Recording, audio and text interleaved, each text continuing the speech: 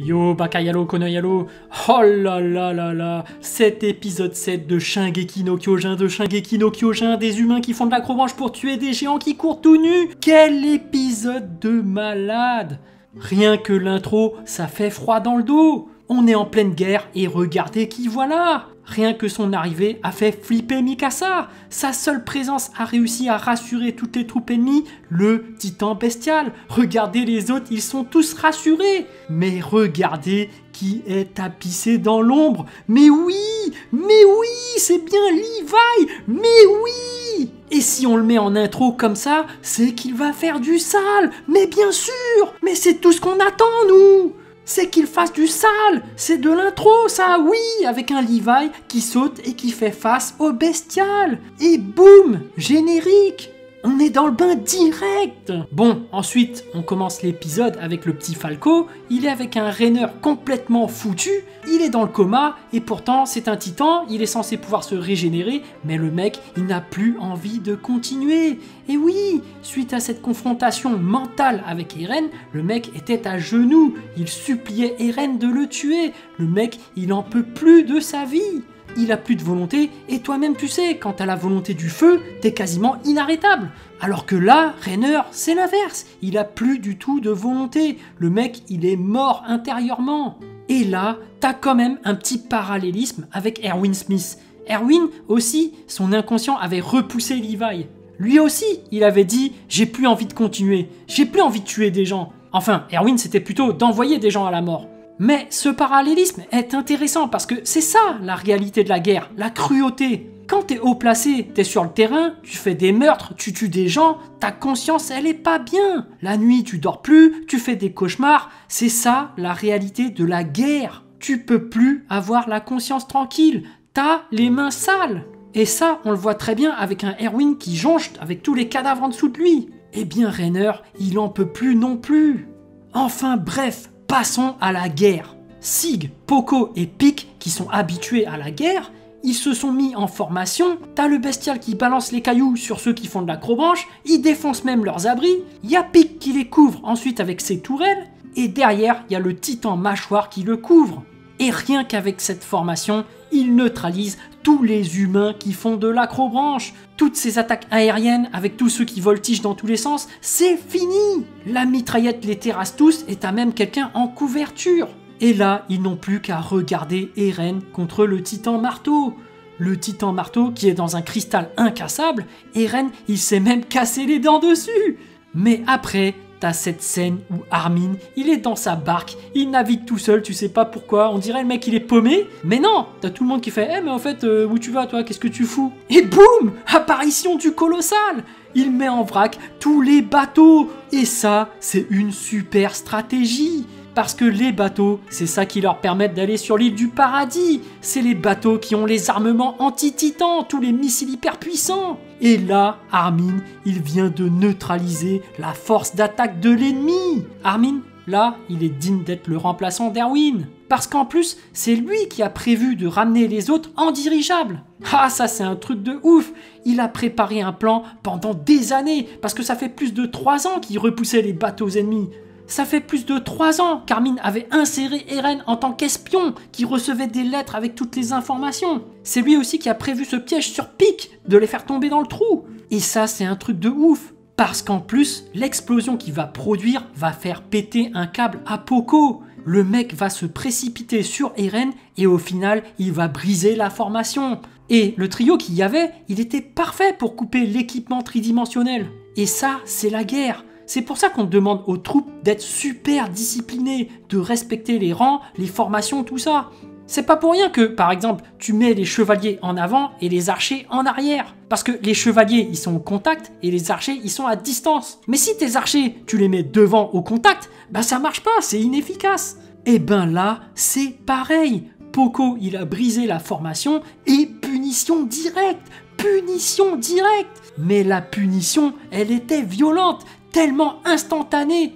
Aïe aïe aïe, Levi qui a surgi d'un coup, il a one-shot le bestial. Aïe aïe aïe aïe aïe. Franchement, moi je suis resté sur le moment. Mais quand je dis rester sur le moment, c'est que je suis resté dans cette scène. Tu vois, j'entends, il y a plein de gens qui se plaignent dans les réseaux sociaux. Ah oui, la CGI, l'animation n'est pas terrible. Comment dirais-je? Quand t'as pas vu les scans, je suis désolé. Tu vois Levi qui surgit comme ça, t'es en PLS. Les 5 prochaines minutes, tu les vois plus.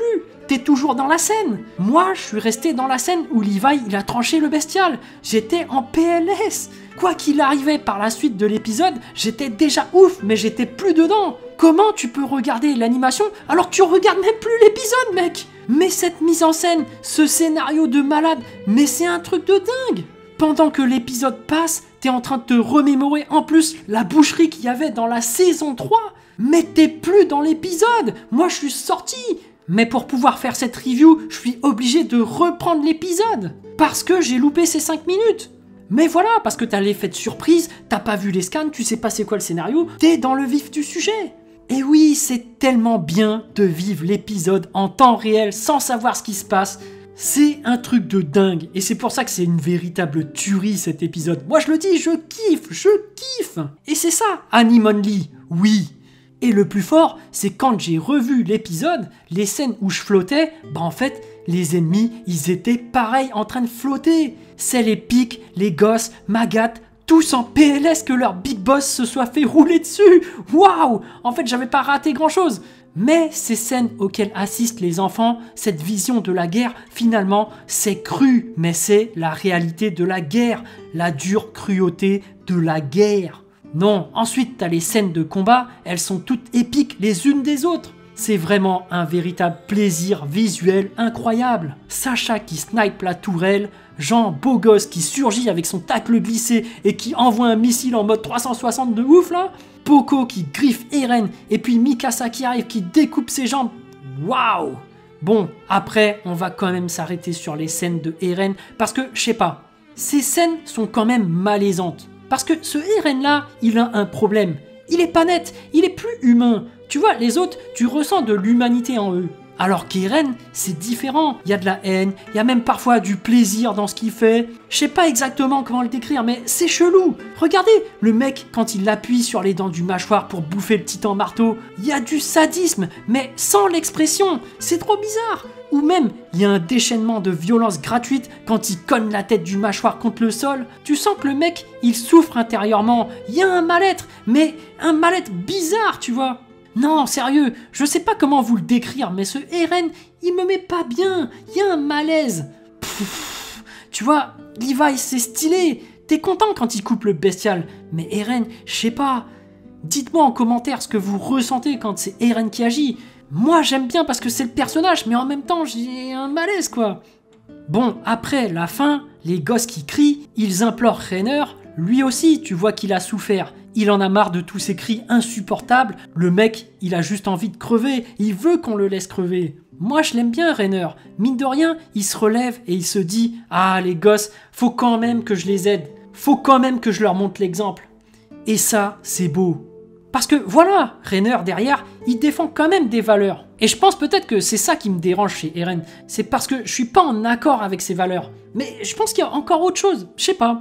Parce que d'un autre côté, t'as un Reiner ou même Mikasa, Levi, ils sont là pour défendre leur patrie. Ils sont là pour défendre quelque chose. Alors qu'Eren, il est là pour détruire. Enfin, je sais pas, c'est de la haine ou je sais pas c'est quoi ses valeurs. Mais c'est ça aussi qui est kiffant. C'est que ce personnage, il est super bien fait. Il a une évolution, un développement de personnage qui est difficilement cernable, mais qui est très réaliste.